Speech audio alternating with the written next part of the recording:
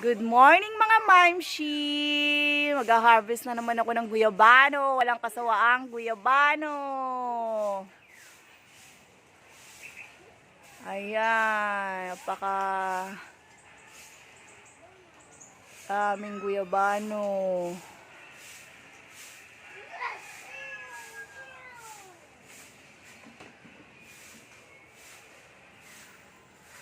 Ayan. Ayan.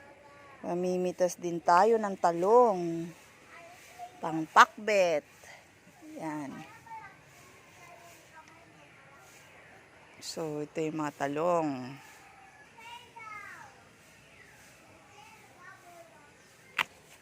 Kamatis.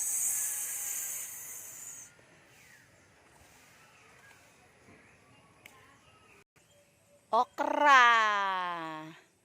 Ayan, ang aking breakfast for today mga mamshi. Ilalaga lang natin.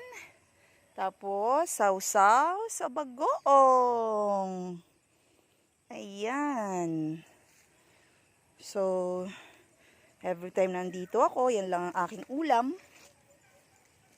Sobrang sarap na para sa akin. And then, talong. So, ayan.